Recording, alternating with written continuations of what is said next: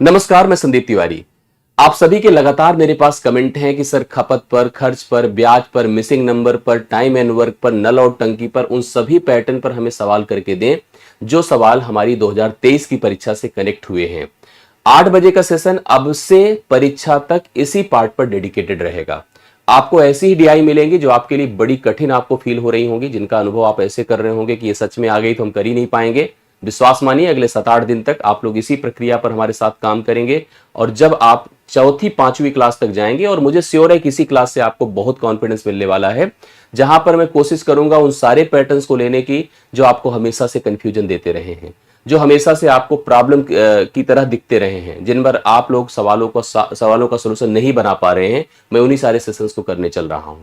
23 को पूरी तरह से टारगेट करूंगा, सारे वो पैटर्न्स लूंगा जो कि कंफ्यूजन का विषय। अब बेस हमने बहुत बना दिया है, मुझे पूरा भरोसा है कि आपने अपने आप को खूब कॉन्फिडेंस में फील किया है। अब बड़े सवालों को करने की इच्छा आपके मन में आ रही है, तो आइए करा जाए। आज से ही सवालों के सेशन को शुरू किया जाए और आज से ही अपनी इस कनेक्टिविटी को आप लोग इस मोड पर लेकर चलिए। सबसे इंपॉर्टेंट मैं आपके कन्वर्सेशन को मानता हूं, क्योंकि आप जब अपनी प्रॉब्लम रखते हो तो मेरा फोकस उसी तरफ जाता है और मैं कोशिश करता हूं कि उसी आधार पर मैं प्लान करूं। इसलिए कमेंट्स आने जरूरी हैं, आपके सुझाव आने जरूरी हैं। आपका मेरे से स्नेह है, लगाव है, इसके लिए वीडियो आप लाइक करते चलें, शेयर करते चलें। मेरे लिए आपके तरफ से बस इतना ही बहुत है मुझे। बाकी मेरा जो इफर्ट है, मेरे जो प्रयास है, वो आपके लिए लगातार हैं और रहेंगे, आगे भी रहेंगे और हमेशा बने रहेंगे। सेशन को एक बार शुरू करते हैं, देर ना करते हुए कम समय में ज्यादा से ज्यादा सवालों को कवर करते हैं, सभी उन पार्ट को कवर करते हैं जो आपके लिए कंफ्यूजन का विषय रहा है। आइए थोड़ा सा देखा जाए चीजों को, और मैं कोशिश करूंगा सवालों में ही कॉन्सेप्ट की क्लियरिटी देते जाऊंगा, न्यूमेरिकल भी समझाते जाऊंगा और एक एक चीज को यहां पर स्पष्ट करते चला जाऊंगा। सबसे पहला सवाल देखिए आपके सामने आता है। सवाल क्या है, थोड़ा सा इसका प्रेजेंटेशन समझिएगा। तालिका का अध्ययन करें, उस पर आधारित जितने भी प्रश्न हैं उसका सलूशन करिए। कहता है दिए गए वर्षों में एक कंपनी का व्यय मतलब होता है खर्च, और इसको कहते हैं लागत। आप ऐसे कह दीजिए, इसको कहते हैं लागत। दरअसल जब कोई कंपनी की शुरुआत होती है या कोई दुकान खुलती है तो आप सिंपल सोचिएगा, व्यय का मतलब ही लागत होता है। व्यय का मतलब विक्रय नहीं होता है, व्यय का मतलब लागत होता है। लाख रुपए में प्रतिवर्ष कैसे डिस्ट्रीब्यूट किया गया है इसको समझिएगा। एक कंपनी है जिसने 1998 में, 99 में, 2000 में, 2001 में, 2002 में अलग अलग मदों में अपने खर्च को निर्धारित किया। सैलरी कैसे दी, फ्यूल एंड ट्रांसपोर्ट पे कितना खर्च किया, कितना बोनस दिया, इंटरेस्ट ऑन लोन, कंपनी चलाने के लिए लोन लिया जाता उस पर ब्याज कितना दिया, और टैक्सेस कितने दिए। टैक्स भी गवर्नमेंट को देना पड़ता है। जैसे मान लो हम कह रहे हैं कि कंपनी 1998 में, जैसे इससे सारे अमाउंट को लाख में लिखा है, 288 के बाद लाख लगा दीजिए। लाख में कितने जीरो होते हैं, 5 जीरो होते हैं। अगर 288 के बाद आप लाख लगाते हैं, अर्थात 288 1 2 3 4 5 ऐसे ब्रेक कर दीजिए, देखिए कितना होता है। इकाई, दहाई, सैकड़ा, हजार, 10,000, लाख, 10 लाख, करोड़। 2,88,00,000 रुपए की सैलरी देती है। करेक्ट है। इसी प्रकार से यह क्या करती है, 98 लाख रुपए फ्यूल एंड ट्रांसपोर्ट पर खर्च करती है। बोनस जो देती है 3 लाख रुपए का बोनस देती है, अपने कर्मचारियों में बांट देती है। जो उसने लोन ले रखा है उस पर 23.4 मतलब एक प्रकार से 23.4 या 23.4 लाख का यहां पर क्या करती है, टोटल ब्याज देती है, और साथ साथ 83 लाख रुपए टैक्स देती है। कंपनी के खर्च हैं, अभी कंपनी कितना कमाई, कितना उसके पास लाभ हुआ, इसकी कोई बात नहीं की गई। लेकिन इन सब के लिए आपको दिमाग में एक बात जरूर रख लीजिएगा जो मैं आपको समझाना चाहता हूं। किसी कंपनी का जो कुल खर्च होता है, ध्यान देखिएगा, ऐसे देखिए कुल खर्च, खर्च क्या है, लागत है। ठीक है, खर्च क्या है, लागत है। ये पैसा कंपनी सबसे पहले, या दुकान आप सिंपल छोटे से सोचिए, क्योंकि हम लोग बहुत छोटे लोग हैं, बड़े लोग नहीं है जो करोड़ों में ट्रांजेक्शन्स करते हैं। एक दुकान सिंपली खोला, दुकान खोला तो 5 लाख रुपए मान लीजिए लगाया कंपनी ने। क्लियर है, 5 लाख रुपए लगाए। ये उसका खर्च है, बेसिकली ये लागत है और ये उसका खर्च है, ये उसका निवेश है। आप इसको निवेश भी कह सकते हैं। करेक्ट है, ये उसका निवेश है। अब उसने क्या किया कि दुकान को क्योंकि रन करना है तो इसके लिए उसे अलग अलग जगह पर चीजों को क्या करना पड़ेगा, यहाँ पर ये जो खर्च है ना, खर्च को डिस्ट्रीब्यूट करना पड़ेगा। जो खर्च यहाँ पर हुआ है कंपनी का, इसको अलग अलग मदों में डिस्ट्रीब्यूट करना पड़ेगा। भाई एक जगह तो खर्च दिखाएंगे नहीं। जैसे सामान खरीदा, ठीक है, सामान लिया, उसका रख रखाव किया, सामान का रख रखाव किया। इसके बाद उसने एम्प्लॉइज, या मतलब जिस बिल्डिंग में उसने सामान को रखा है या दुकान खोली उसका किराया दिया। ठीक है, किराया दिया। उसने कुछ लोन ले रखा था, उसका ब्याज दिया। उसने कुछ कर्मचारी रखे थे, उनको सैलरी दी। इस प्रकार से उसने अलग अलग मदों में खर्च किया। जब एक साल बीता, उसने उस 5 लाख रुपए को टोटल इस तरह से बांट रखा था, इन खर्चों में बांट रखा था। एक साल बीता, उसने देखा कि उसने संपूर्ण विक्रय, मतलब उसको एक रेवेन्यू राजस्व प्राप्त हुआ, और वह रेवेन्यू कितना था पता है? रेवेन्यू जो लागत उसे राजस्व प्राप्त हुआ, अगर वह 6 लाख रुपए का था, कितना था? 6 लाख का। तो 6 लाख, जैसे कभी हम दुकान पर जाते हैं, कोई सामान खरीदते हैं और दुकानदार हमें कोई सामान 100 में देता है, तो 100 देने का मतलब 100 रुपए प्रॉफिट थोड़ी उसको हो गया। पता चला कि 80 रुपए उसने लगाए थे, 20 रुपए का प्रॉफिट है। या कभी कभी ऐसा भी होता, दुकानदार 110 रुपए लगाया था, उसका 10 रुपए का नुकसान भी हो गया। वही चीज है कि उसको राजस्व मिला 6 लाख का। तो ऐसी केस में उसको जो लाभ मिलेगा, वो लाभ मिला 1 लाख का, लाभ मिला 1 लाख का, क्योंकि 6 लाख तो उसको प्राप्त हुआ, बट 5 लाख लगाया था। अब इस लाभ का अगर प्रतिशत हमको पता करना है कि लाभ का प्रतिशत क्या है, तो लाभ का परसेंट हो जाएगा कितना पता है? 1 करिए गुणा 100 करिए, बटे लगाया कितना था? 5 से इसको डिवाइड कर दीजिए, तो 20% का उसे फायदा हुआ है। बाकी ये जो आंकड़े हैं, जब हम डीआई करेंगे तो इन आंकड़ों पर आपस में ही कन्वर्जन होंगे, आपस में ही तुलनाएं होंगी, अलग अलग तरीके से एक दूसरे को कंपेयर करना पड़ेगा, कभी रेशियो, कभी एवरेज, कभी परसेंटेज के आधार पर। कुल मिला के इस बात को आपको समझने की जरूरत है, ठीक है। अभी जो सवाल कर रहे थे, इसमें आपने देखा कि कंपनी के, क्योंकि इसमें अलग अलग डेटा है, 1998 है, 99 है, अलग अलग वर्ष हैं, सभी वर्षों में उसने अलग अलग मदों में जो खर्च किए हैं, उन खर्चों को प्रेजेंट किया है। अब देखिए, जैसे जैसे ईयर बढ़ता गया, उसकी सैलरी में खर्च बढ़ता चला गया, ठीक है।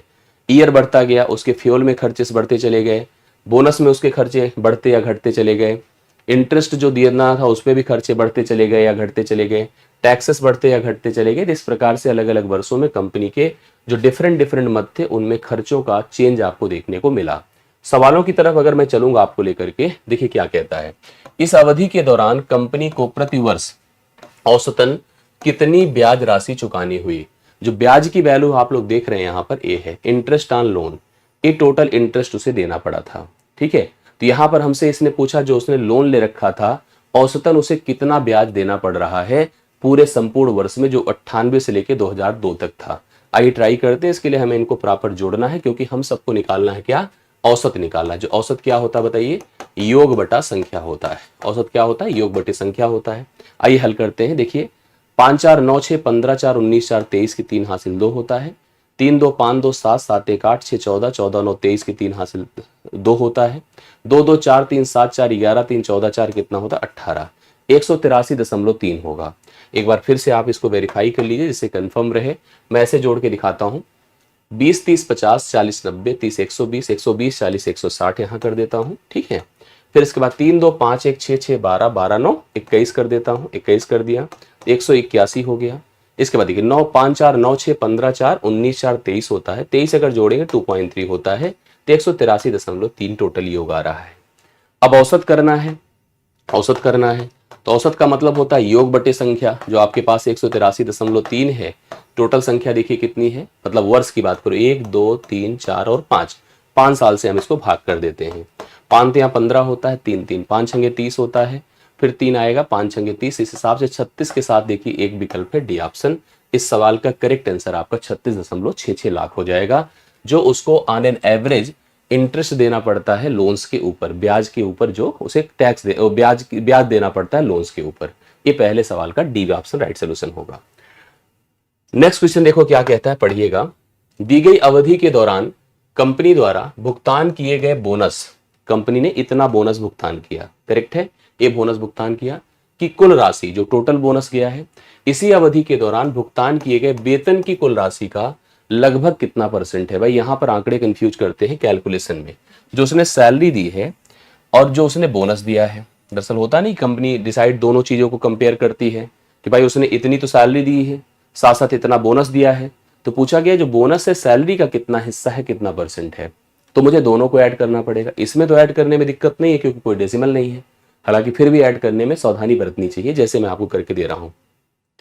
या देखो जब देखिए समय की बात होती है, समय जैसा है, कॉन्फिडेंस जैसा है, वैसा ही ऐड करिए। आप ही कहिए, जैसे अभी मेरे पास समय है तो मैं आपको दोनों तरह से प्रूव करके दे रहा हूं कि गलती की कोई गुंजाइश ना रहे। फिर भी गलतियां हो जाती है, आप देखते हैं आंकड़े इतने ज्यादा होते हैं और दिन भर इतना करना होता है कि कभी कभी गलतियां हो जाती हैं, तो उसको आप एक्सेप्ट किया करो, पैटर्न को समझा करो और उसमें कभी कंफ्यूजन में ना रहे। हम ऐसे देखिए 2 प्रकार से जोड़ते हैं जिससे डाउट की स्थिति बिल्कुल ना पड़े। 2 3 5 3 8 3 11 4 1500 कर दिया हमने, ठीक है। 80 40 120 120 20 140, 140 30 170, 170 20 क्या होता है 190 होता है। इसके बाद 8 2 10, 10 4 14, 14 6 20 होता है। ये आपका जुड़ा तो शून्य, 9 2 11, एक हासिल एक हुआ, 5 1 6 1 7 हुआ, ठीक है, 1710 आया। टोटल जो सैलरी जा रही है वो 1710 है। इसको आप ऐसे प्रेजेंट कर लीजिए। मैं एक बार ऐसे भी जोड़ता हूँ। 8 2 10 4 14 6 20 की शून्य हासिल 2 होता है। 8 2 10, 10 4 14, 14 2 16, 3 19, 19 2 21, एक हासिल 2 होता है। 2 2 4, 4 3 7, 7 3 10, 10 3 13, 13 4 17, करेक्ट है। 1710 टोटल सैलरी जा रही है। बोनस की बात अगर किया जाए तो 3 2, देखो हम पहले पूर्णांक की तरफ जोड़ते हैं। 3 2 5, 5 3 8, 8 3 11, 11 3 14 है। 14 करिए, इधर जोड़ लीजिए, इसको भी जोड़ के रखिएगा, तब डिसाइड हो जाता है। जैसे इसको जोड़ते हैं 50 80 130, 130 60 190, 190 90 280, करेक्ट है। 280 कर दिया। 4 2 6 6 8 14, 14 6 20, 20 कर दिया तो 3 हो जाएगा पूरा का पूरा। और दशमलव लगेगा, देखिए क्योंकि ये 300 हो गया और दशमलव लगेगा 2 स्थानों पर, तो इसका मान एग्जैक्टली 3 आएगा। मतलब यहाँ पर जैसे इसको 3 आया तो 3 इसमें जोड़ने पर यह मान पूरा का पूरा 17 हो गया। मैं एक बार फिर भी चाहूंगा कि वेरीफाई हो जाए। 4 2 6 6 8 14, 6 20 की शून्य हासिल 2, 5 2 7 8 15, 15 6 21, 9 30 की शून्य हासिल 3, ठीक है, 3 हो गया।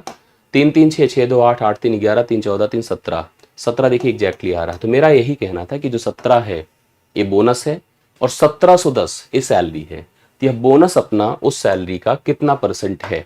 तो अब आपने एक तो श्योर कर लिया कि यह बोनस टोटल 17 है और टोटल सैलरी यहां पर 1710 है। तो मुझे क्या करना पड़ेगा, इस 17 को परसेंट बनाना है। किसका बनाना है, 1710 का बनाना है। तो जिसको परसेंट बनाया जाता है उसको 100 से गुणा किया जाता है और जिसका बनाया जाता है उससे भाग दिया जाता है। 1710 से भाग कर दिया, शून्य खत्म हो गया। यह 170 है डिवाइड बाई 171 है। अगर आप देखिए तो बहुत ही क्लोज है, बहुत ही नजदीक है। और बहुत नजदीक का मतलब जैसे कभी अगर ऊपर नीचे सेम होता है ना तो यह मान अक्सर एक हो जाता है। अब आप कहोगे सर सेम तो नहीं है, लेकिन बहुत ही नजदीक है। इसलिए अगर ऑप्शंस की बात करा जाए तो ऑप्शन में जैसे 0.1 है तो 0.1 का मतलब होता है ना कि एक ही बार जाए। जैसे ऐसी कोई वैल्यू होती, मान ली 172 होता, 173 होता तो एक बार जाता तो 0.1 लगता, तो इसको छोड़ दीजिए। 0.5 का मतलब 17 25 85, ये वैल्यू कम से कम 800 850 के ऊपर होती तब तो 0.5 आधा, मतलब यहाँ पर 0.5% बनता। 1.25 तो तब बनता जब एक बार जाता, एक बार जा नहीं रहा है तो इसकी कोई गुंजाइश नहीं है। अगर मैं इसको भाग करूंगा तो 0.9 समथिंग करके आएगा। इस हिसाब से 0.99 समथिंग करके आ रहा है। तो वैसे भी मैथमेटिक्स बताती है अप्रोक्सीमेशन के हिसाब से 1% हो जाएगा। मैं कह तो रहा हूं अगर ऊपर नीचे छोटा सा तो ही फर्क है, और अगर नियरर आंसर लगभग में ही देना है तो हम लगभग में कितना आंसर करेंगे, 1% करेंगे। सी विकल्प इसका राइट सोल्यूशन हो जाएगा। तो सेकंड क्वेश्चन का सी विकल्प राइट सोल्यूशन है। प्लीज ध्यान से देख लीजिएगा, आई होप सबको क्लियर भी हो गया होगा ना। चलिए नेक्स्ट क्वेश्चन पर आइएगा। 1998 में इन सभी मदों पर कुल व्यय 2002 में कुल व्यय का लगभग कितना प्रतिशत था। समझिएगा यहां पर भी सेम, अगर हम लोग सारी बातों को डिसाइड कर ले, हम सिर्फ किसकी बात कर रहे हैं, 1998 की बात कर रहे हैं। ये 98 है। सभी मदों में कुल व्यय आपको टोटल ऐड करना पड़ेगा, इस सारे मदों के व्यय को, और 2002 की तरफ चलेंगे और इसके भी सारे मदों को ऐड करेंगे। तो यही हमसे कह रहा जो 98 का मद है, 98 का सभी व्यय है, वह 2000 के कुल व्यय का लगभग कितना परसेंट है। इसके लिए मुझे सबसे पहले हमें 98 की सैलरी, 98 का फ्यूल, 98 का बोनस, 98 का इंटरेस्ट, 98 के टैक्सेस ऐड करने होंगे। हमारे पास एडिशन के लिए अगर हम दशमलव लगा ले, देखिए ध्यान से, यहां पर एक ही वैल्यू है जो दशमलव के बाद टर्म दे रही है, बाकी किसी में कोई दशमलव लगा नहीं है। तो यहां पर हम 0.4 लिख देते हैं। फिर सबके इकाई को जोड़ते हैं। 3 है, 3 है, 3 है, 8 है, 8 है। तो 8 8 16, 16 3 19, 19 3 22, 22 3 25 की 5 हासिल लगा 2 है। इसका आप दहाई दहाई शुरू करिए। 8 2 10, 10 2 12, 12 9 21, 21 8 29 की 9 हासिल कितना होता है, 2 होता है। बाकी 3 डिजिट का केवल एक ही नंबर होता है। 2 2 कितना हो जाएगा, 4 हो जाएगा। 2 2 कितना हो जाएगा, यहां पर 4 हो जाएगा। इस प्रकार से इसका राइट वैल्यू जो बनकर आ रही है वो आपकी 495.4 आ रही है। अगर आप फिर भी चाहेंगे कि हम इसको और वेरीफाई करें और स्तर पर सोचें, भाई दशमलव के बाद तो एक ही 4 है तो कंफर्म हो गया। 288 है, 12 कम है अगर 300 से देखा जाए। इसको 100 से देखा जाए 2 कम है, 14 कम हो गया। मतलब ये 300, अगर 100 मानिए 400, 400 फिर से देखिए यहाँ पर ए भी आपके पास है, 23 भी आपके पास है। तो हम इस हिसाब से अगर देखेंगे तो नियरर पहुंच भी रहा है। बस कंफ्यूजन ना हो इसके लिए आपको सोचना है, इसलिए मैंने एक बार फिर से ट्राई किया। 8 8 16, 16 3 19, 19 3 22, 22 3 25 की 5 हासिल लगा 2, 8 2 10, 10 2 12, 12 9 21, 21 8 29 की 9 हासिल लगा 2 है और 2 2 4 है। इस प्रकार से हो गया 1998 का। मैं पहुंचता हूं 2002 में। 420 है, 142 है, 3.96 है, 49.4 है और 98 है। और एक बात मैं आपको बता दूं, कोई जरूरी नहीं था कि दशमलव के टर्म को लेते ही ऑप्शन के हिसाब से भी जाने के लिए हम लोग को नियर वैल्यू भी लेना चाहिए, तो ले सकते हैं। जैसे यहां पर देखिए दशमलव 2 स्थान पर है, यहाँ पे दशमलव 2 स्थान पर है, तो दशमलव की प्लानिंग कर लीजिए सबसे पहले 2 स्थान की। तो इस हिसाब से अगर देखा जाए तो ये कितना है, 6 है, ठीक है, ये 6 है और ये 9 4 13 की 3 हासिल लगा 1 है। बाकी हम उसका उपयोग कर लेते हैं कहीं पे इकाई पर। अब इकाई की तरफ चलते हैं सबके। 8 1 9, 9 9 18, 18 3 21, 21 2 23 और 23 की 3 हासिल लगा 2, ठीक है। 9 2 11, 11 4 15, 15 15 4 19 और 19 2 21 की 1 हासिल लगा कितना होता है 2। बाकी किसी में 3 डिजिट हाँ है, तो यहां पर 2 1 3 3 4 7, तो यह वैल्यू टोटल ऐड होके 713.36 हो जाएगी। अगर हम इसको ऐड करते हैं, एक बार कहिए तो मैं चेक कर लूं अपने स्तर पे, जिससे कि कन्वर्ट कैलकुलेशन की कोई मतलब वो ना रहे, एकदम क्लियर रहे। तो हमारे हिसाब से है 420। थोड़ा सा श्योरिटी रहती है ना, जिससे कि हम आइडिया ले सके, हम श्योर कर सके। अभी तो हम पढ़ रहे हैं, हम पूरा ऐसे एग्जाम में तो बैठे नहीं है, तो इसलिए हम वेरिफिकेशन करके आगे बढ़ें तो ज्यादा अच्छा रहेगा। 49 दशमलव कितना है 4 है और फिर 98 है, तो मेरा ऐड होने पे 713.36 है, एकदम परफेक्ट है और ये राइट ही है, इसका जोड़ है। इस वैल्यू को मुझे परसेंट में बनाना है, तो डेसिमल का उपयोग है, नंबर में थोड़ा सा क्रिटिकलिटी है। आप 495 लिख लो, 0.4 कर दे, गुणे 100 कर दे और बटा अपने पास कितना है 713.36 है, यही वैल्यू है। आइए थोड़ा ट्राई कर लिया जाए इसके, देखिए क्या कैंसिल हो सकता है, थोड़ा सा क्या चांसेस बन सकते हैं। जैसे अगर यहाँ शून्य कर दे तो दशमलव दशमलव से गायब हो जाएगा। अपने पास यहाँ पर स्थिति क्या होगी आप खुद देख लीजिएगा, 6 बार तो जाएगा ही, इसका मतलब है थोड़ा सा हम लोग को प्रयास करना पड़ेगा अपने लेवल पर कि और क्या इसको इजी करा जा सकता है। जैसे यहाँ पर देखिए, जैसे 4 से कट रहा है, इसको 4 से काटिए। 4 1 के 4 है, 3 1, 4 8 4 7 28 से 3 31 होता है, 4 1 के 4 हो गया। अब यहाँ से हम इसको किससे 3 1 4 7 28 से 28 3 31 हो गया, 4 7 28 3 31, मतलब एक प्रकार से फिर से आपका कितना 3 3 हो जाएगा, 4 8 32 हो जाएगा। जैसे हम भाग कर रहे हैं इसको ना, फिर 1 3 हो गया, 4 3 12 है, 4 चौके 16 है, मतलब 4 से अगर भाग किया 4 चौके 16, 4 3 12 1 13, 4 8 32 1 33, 4 7 28 3 31, 4 के ठीक है, 4 से इसको कर दे 25 हो गया, ठीक है।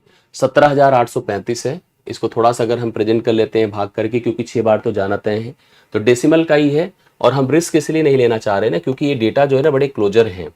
जब डेटा बहुत ही दूर दूर होते हैं तब रिस्क लेने में दिक्कत नहीं होती है, नहीं तो थोड़ा समस्या होती है। क्योंकि एक स्टेप चाहे तो और शॉर्ट कर सकते हैं, क्योंकि 2 से कट रहा है और मुझे लगता है कि ये कटेगा। 17 दूना 34 अगर हम लेके चलते थोड़ा बहुत, देखिए एक स्टेप चाहे तो काट लीजिए। 2 8 16 है, 2 9 18 है, 2 1 के 2 है, 2 7 14 है, 8,917 है। और 2 से इसको भी काटिए, 2 दूना 4 है, 2 चौके 8 है, 2 7 14 है, 2 7 14 है, 1 0 है, ठीक है। ये 8,917 है। 25 से अगर हम गुणा इसको करते हैं, 25 शून्य शून्य होगा, 25 सत्ते 175 की 5 हासिल 17 होगा, फिर 25 सत्ते 175, 175 17 कितना होता है 175, 10 85 7 92, 2 हासिल 19 हो गया। 25 चौके 100, 119 119 की हासिल 11 हो गया। 25 दूना 50, 50 11 कितना होता है 61 हो गया। डिवाइड बाई कितना है 8,917 है, 8,917 है। आप इसको इससे भाग करें, 8 8 जाएगा, मतलब अगर हम थोड़ा सा रफ पे चलें और इसको प्रॉपर एक भाग दे लेंगे तो स्टेप्स हमको क्लियर हो जाएंगे। जैसे अपने पास है 61, ध्यान से देखिएगा, 9292619250 करेक्ट है।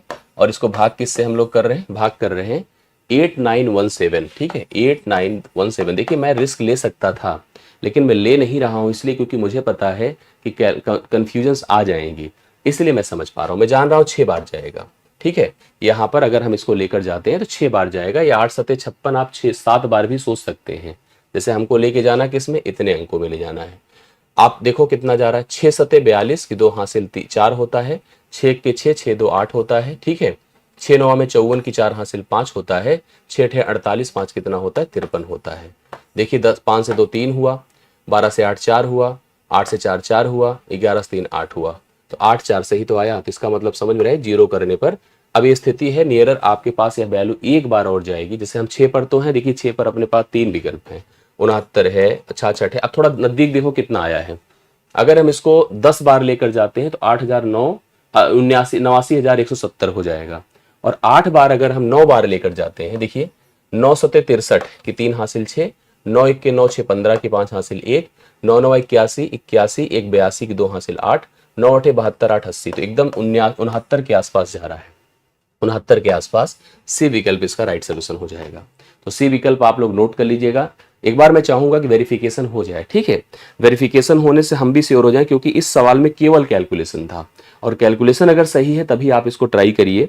जैसे अपने पास है 495, ठीक है, दशमलव कितना था, 4 था, और मैंने इसको गुणा कर दिया 100 से, ठीक, और इसको मैंने भाग किया है 713 दशमलव कितना है बताइए, बाकी कितना बड़ा रहेगा, हो तो जाएगा 69.44 आ रहा है। तो मैं कह रहा हूं ना, अगर मैं थोड़ा बहुत जैसे कोशिश करता कि रिस्क ले लूं, चलो इसको 3 6 हटा दें, इसका अंतिम का हटा दे, 4 हटा दे, तो आसान तो मतलब हो जाता, लेकिन कंफ्यूजन में कहीं आप 62 लिखते, क्योंकि आसपास थे ना। अगर थोड़ा दूर दूर होते तो हम रिस्क लेते और उस हिसाब से उत्तर बताते। तो चलिए इसको ट्राई जरूर कर लीजिएगा आप लोग, ठीक है। नेक्स्ट आइए, वर्ष 2000 के दौरान इन मदों पर कंपनी का कुल व्यय कितना है। किसकी बात कर रहा है, 2000 की बात कर रहा है, कुल व्यय की बात कर रहा है, मतलब सिंपली इसने जोड़ की बात करी है। इस संपूर्ण आप जोड़ लीजिए, आपको कंफर्म हो जाएगा, एकदम आसानी से जोड़ी, क्योंकि इन सब चीजों में ही डाउट है। दशमलव के बाद यहाँ 2 जीरो है, यहाँ पे भी 2 जीरो है, तो दशमलव के बाद हम समझ जाएंगे, वहां से क्लियरिटी हो जाएगी, क्योंकि दशमलव के बाद सभी के अंक अलग अलग हैं।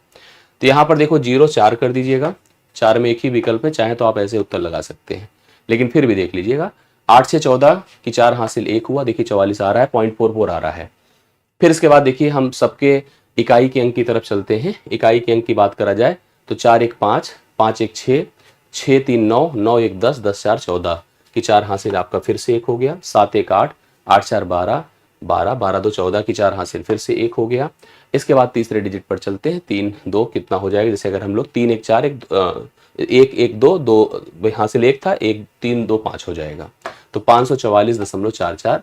और ऐसे में जब भाई देखिए इसमें रिस्क लेने की जरूरत नहीं है, और ना तो इसमें समय वेस्ट करने की नीड है। अगर हमको जैसे क्लियर दिख रहा है, अंत से ही वेरीफाई हो जा रहा है, ये अलग बात है कि सब में अगर 0.44 दिया होता तो प्रॉपर सबका जोड़ करते, तब तो आंसर उस हिसाब से आता, नहीं तो जैसे बताया उस हिसाब से ट्राई करिएगा।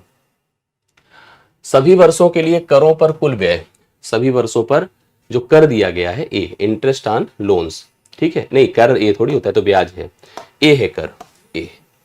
सभी वर्षों के लिए करों पर कुल व्यय और सभी वर्षों के लिए ईंधन और परिवहन पर कुल व्यय के बीच का अनुपात लगभग क्या है। ईंधन और ए दोनों का रेशियो पूछ रहा है, तो पहले इसको लेना है फिर इसको लेना है।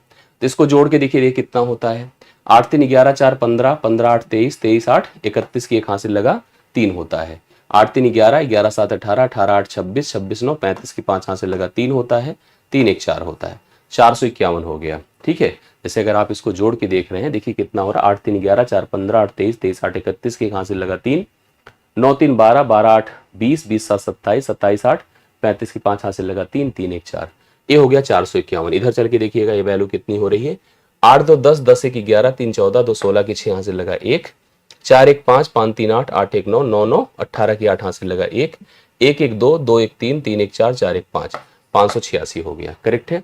तो अब रेशियो अगर हम लोग बनाते हैं तो रेशियो में इस बात का ध्यान रखिए कि सबसे पहले किसको लिया गया है, पहले लिया गया करों पर कुल व्यय, तो करों पर कुल व्यय कितना है 451। फिर लिया गया ईंधन और परिवहन पर कुल व्यय जो कि आपका 586 है। तो हमको पहले इसको रखना है बेसिकली, जैसे हम 451 पहले रखेंगे और 586 रखेंगे। अब आपको लग रहा होगा कि सवाल जितने भी थे ऐसा नहीं कि कोई मतलब, भले ही आपको पैटर्न हल्का लग रहा होगा, बट 23 का एक बार समझ लीजिएगा, 23 का जो एग्जाम नेचर था कैलकुलेशन टफ है।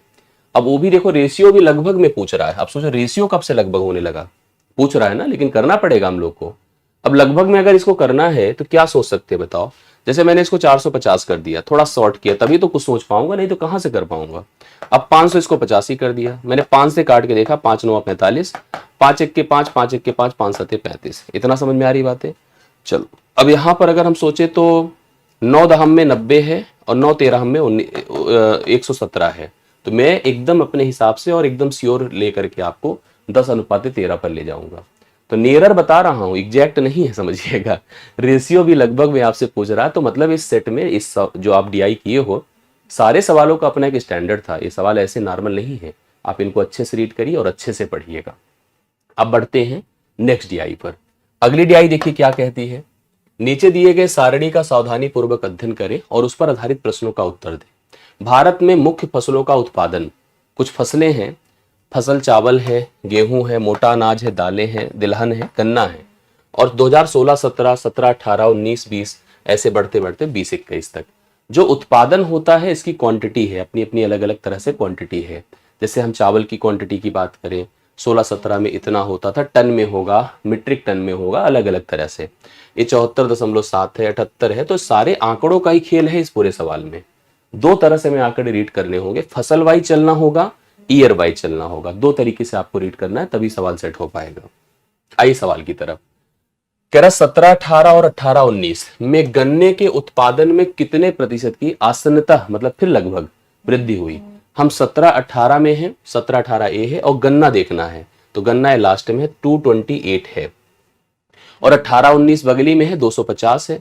आसन्नता मतलब लगभग कितना बढ़ा है, ये हमको कैलकुलेट करके बताना है। अगर आसन्नता चलना है, लगभग जाना है, तो आंकड़े थोड़ा सा ऐसे हैं कि हमको सोच सकते हैं। जैसे मैं क्या सोच पा रहा हूं मैं आपको बता दूं।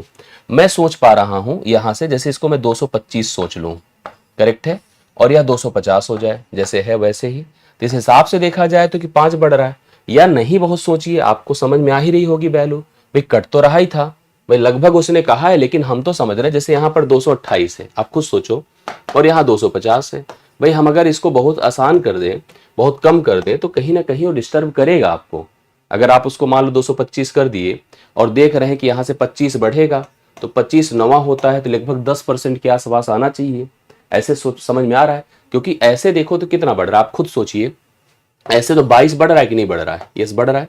और 22 228 का कितना परसेंट है, 22 गुणे 100 बटे हम 228 कर दें, समझ रहे हैं, 228 कर दें, कितना परसेंट है। अब इसके लिए अगर हम भाई बहुत हम रिस्क नहीं ले रहे हैं, अभी हम कोशिश कर रहे हैं कि हम आसानी से कराएं।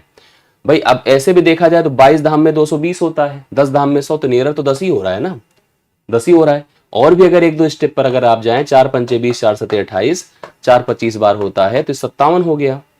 अगर हम इसको क्या कर दें, देखिए मान लीजिए जैसे हमने 57 है ना, 9 7 9 7 5 12, अभी चलिए 25 दूना 50 है, 25 दूना 50, 5 55 है, ठीक है, 550 हो गया। 550 को अगर हम लोग यहाँ पर 57 से भाग करेंगे तो 9 पॉइंट समथिंग करके आएगा। तो नियरर तो है ही आपके पास, सी एकदम नियरर आपका 100 वही है। मैं यहाँ से भी समझ पा रहा था, मैंने आपसे कहा भी था, ठीक है, तो उस हिसाब से भी जा सकते थे। आपका करेक्ट आंसर, जैसे 25 भी बढ़ता इस पर, तो 25 इसका कितना हो जाता, 25 गुणे 100 बटा 225, तो 1/9 आता, 1/9 11 सही समथिंग कुछ करके होता, तो उस हिसाब से भी 10 ही आ रहा था, ठीक है। दिए गए वर्षों के दौरान मोटे अनाज का औसत उत्पादन क्या रहा। मोटा अनाज कहाँ है, ए है, 32.7 है, 26 है, 36 है, 30 है, 30.9 है और 32.0 है। फिर वही बात है कि आपको इनको सबको ऐड करना होगा, ठीक है। ऐड करिए, देखिए कितना होता है। भाई अपने पास क्या है, भाई ऐड करने के लिए दशमलव के बाद सब में एक ही अंक है। यहाँ 7 है, यहाँ 7 है, 7 9 16 के 6 यहाँ से लगा 1 है, ठीक है, 1 है। फिर से देखो 2 1 3 है, ठीक है, 3 6 9 है, 9 6 15 है, 15 2 17 है, 17 के साथ यहाँ से लगा 1 है, ठीक। 3 1 4 है, 4 3 7 है, 7 3 10 है, 10 2 12 है, 12 3 15 है। तो ये आपका 157.6 हो गया। एक बार फिर से आप लोग देख लीजिएगा, 32.7 है, 26.0 है, 36.0 है, 30.9 है और 32.0 है, करेक्ट है। 9 7 16 के 6 यहाँ से लगा 1 है, 2 1 3 3 6 9 9 6 15 15 2 17 के साथ यहाँ से लगा 1 है, 3 1 4 2 6 6 3 9 9 3 12 3 15, 157.6 है। डिवाइड बाई आपको क्या करना है, कितने वर्ष की बात है, 1 2 3 4 और 5 की है। 5 से इसको कर दो भाग, 5 यहाँ 15 होता है, 5 1 के 5 है 2 और 5 5 25 है, 5 दूना 10 है, 31.52 मिलियन टन। इसका मतलब सारा उत्पादन मिलियन टन में है, ठीक है। तो इस हिसाब से इसका आंसर हो गया कि मोटे अनाज का औसत उत्पादन आप लोगों ने देखा है सभी वर्षों के हिसाब से मिलाकर। नेक्स्ट क्वेश्चन पर आइए। 2018-19 में मोटे अनाज का उत्पादन उस वर्ष गेहूं के उत्पादन के आसन्नतः कितने प्रतिशत था। 2018-19 की बात हम लोग कर रहे हैं, ये है। यहां पर मोटे अनाज का उत्पादन आप देखो 36 है, कह रहा उसी वर्ष गेहूं का उत्पादन अगर आप देख लो तो गेहूं ऊपर ही है। तो यहां पर सवाल को समझो, जैसे क्या दिया है, लिखा है 2018-19 में मोटे अनाज का उत्पादन उस वर्ष गेहूं के उत्पादन का आसन्नतः कितना परसेंट है। इसके लिखिए 36, ठीक है। गुणे करिए 100, अब बटा करिए 58 दशमलव कितना बताइए, क्योंकि यहां पर जैसे जिसको परसेंट बनाना होता है उसको 100 से गुणा किया जाता है और जिसका बनाना होता है उससे भाग दिया जाता है। 58.5 है। भाई थोड़ा सा अगर हिम्मत करो, और हिम्मत कर सकते हैं, डेटा उस हिसाब से ही करा जा सकता है। हम इसको अगर 60 बना दे किसी तरह से, तो 6 चाह के 36 होता है, 6 दहम में होता है, 10 दहम में 10 चंगे 60, तो 60 के हिसाब से मैं विकल्प पर जा सकता हूं, पहला ऑप्शन, ठीक है। नियरर की तरफ अगर आप जाओ, बाकी आपके पास खुला मंच है, करो अपना दशमलव हटाओ। भाई हमने इसको समझा कि 1.5 बढ़ा देने से बहुत फर्क नहीं आएगा। 1.5 बढ़ा देने से वैसे भी चीजें जब बड़ा होता है तो मान छोटा हो जाता है। तो हम लोग यहाँ पर जिस हिसाब से आंसर ले रहे हैं उसके लिए हम 60 को करेक्ट आंसर कर सकते हैं। 60% राइट सोल्यूशन पर जाया जा सकता है और लगभग ही बताना है, आसन्नतः बताना है, लगभग ही उत्तर बताना है। तो लगभग में हम 60 विकल्प पर जा सकते हैं। निम्नलिखित में किस वर्ष में से वर्ष तिलहन उत्पादन दिए गए वर्षों के औसत तिलहन उत्पादन के निकटतम था। निम्नलिखित में से वह वर्ष हमसे पूछ रहा है जिसमें तिलहन का उत्पादन दिए गए वर्षों के औसत तिलहन उत्पादन के निकटतम था। तो तिलहन का हमें इसमें औसत उत्पादन निकालना पड़ेगा। ये तिलहन है, पूरा देख लीजिएगा, ठीक है, तिलहन है, इसका पहले औसत उत्पादन निकालिए। औसत का मतलब सबसे पहले योग बटा फिर क्या करना होगा, संख्या। आइए ट्राई करता हूं मैं, कैसे होगा समझिएगा। आप चाहे तो डायरेक्टली ऐड कर सकते हैं, जैसे हम लोग करते हैं वो प्रोसीजर भी जा सकता है। जैसे इसको देखिए, 10 10 और 20 30, 30 20 50, 50 20 70, 70 20 90, ठीक है, 90 कर दिया। 8 1 9, 9 1 10, 10 1 11, 11 कर दो। 11 का मतलब 101 हो गया, करेक्ट है। अब दशमलव पे जाइए, 6 1 7 है, 7 5 12, 12 5 17 है, 17 मतलब 1.7, 102.7 है। अगर टोटल ऐड करके देखिएगा तो 102.7 आएगा। अंत वाला देख लो तो वेरीफाई हो जाए। 5 5 10, 10 1 11, 6 17 के साथ हासिल लगा 1, करेक्ट है। 8 1 9, 9 1 10, 10 1 11, 11 1 12 के 2 हासिल लगा 1 है। 1 1 2, 2 2 4, 4 2 6, 6 2 8, 8 2 10, करेक्ट है। योग हो गया अपना कितना बताएं, 102.7 डिवाइड बाई टोटल संख्या देखिए, टोटल वर्ष 1 2 3 4 5, ठीक है, 3 2 5, 5 से भाग करिए, 5 दूना 10, करेक्ट है, 5 दूना 10 है। और उसके बाद यहाँ 20 पंचे 100 कर सकते हैं, 5 25 25, 5 चौके 20, ऐसे कुछ आएगा 20.54, 5 चौके 20, 5 25 25, 2 27, 0 2, 5 दूना 10, करेक्ट है। 20.54 है, यहाँ 20.1 है, यहाँ 21 है। अब इसमें सोचना पड़ेगा कौन सा अपना सही है। जैसे 20.54 है औसत, ठीक, दशमलव के बाद जब वैल्यू 5 या 5 से बड़ी होती है तो अगर मुझे निकटतम लेना होगा ना तो मैं इसके ऊपर जाऊंगा। आप में से बहुत सारे लोग हो सकता है 20.1 ले लें, ठीक है, या हम ले सकते हैं क्योंकि एग्जैक्ट पूर्णांक तो है नहीं, तो नजदीक तो भाई देखा जाए तो यही होगा, ठीक। अगर ये 20 होता और 21 होता तब हम इसको सेलेक्ट करते। ध्यान देना, इस बात का कंफ्यूजन होगा, जो थोड़ा सा जानकार होंगे उनके लिए तो ज्यादा ही होगा। और इसमें 20.1 है क्योंकि दशमलव में है, इसलिए हम लोग यहाँ पर सबसे क्लोजर अगर इसकी तरफ चलते हैं तो 20.1 है। तो राइट सोल्यूशन 2017-18 है। 17-18 बी विकल्प है। 18-19 तब हो जाता जब ये केवल 20 होता, तब गलत हो जाता आपका, तब आपको 21 लेना पड़ता, क्योंकि उसके बाद दशमलव के बाद की वैल्यू 5 है, 5 हो या 5 से बड़ी वैल्यू के लिए बड़ा मान सेलेक्ट किया जाता है। ये 9वां नंबर डन होता है। आगे देखिए, 2020-21 में दालों और तिलहनों का कुल उत्पादन, हम किसकी बात कर रहे हैं, 20-21 में हम किसकी बात कर रहे हैं, दाल की बात कर रहे हैं और तिलहन की बात कर रहे हैं, दो की। इन दोनों का कुल उत्पादन उस वर्ष चावल के उत्पादन का कितना परसेंट था। चावल देखियो 80 था। पहले इनको देखो, 14 और 20, 14 20 कितना होता है, 34, 34 1 35, 1 36, अगर टोटल जोड़िए तो 36 है, 4 1 5 6 2 1 3, ठीक है, 36 है। और ये कितना है, 80, आसान है, 36 गुणे आप 100 कर दी, जिसको परसेंट में बनाना है, बटे आप 80 कर दे। 20 चौके 80 होता है, 20 पंचे 100 होता है, 4 9 में 36 होता है, 9 पचे 45, तो 45% इसका करेक्ट आंसर हो जाएगा। बी विकल्प में करेक्ट आंसर आप लोग लिख सकते हैं। ये 2 सवाल आज हम करा रहे हैं, 2 DI हमने कराई। ये सवाल आप देख लीजिएगा, आपको ऐसा कोई टेक्निक्स नहीं लगी होगी, कोई बहुत बड़ा ट्रिक्स नहीं लगा होगा, लेकिन आपको मैं विश्वास दिलाता हूं कि 2023 की DI का एक स्ट्रक्चर है। 2023 की DI जब आप उठाएंगे तो आपको ऐसी एक DI जरूर मिली थी 4 में जिसमें कैलकुलेशंस ज्यादा थे, टॉपिक में कंफ्यूजन था, अदर शब्दों का उपयोग था, कैलकुलेशन हर बार जोड़ घटाने में बड़ी दिक्कत थी। आप हर शिफ्ट का उठा के देख लीजिएगा। तो आज से यह कनेक्टिविटी आपकी स्टार्ट है। अगर आज आप वीडियो देख रहे हैं तो कल से रेगुलर रहिएगा इस सेशन में।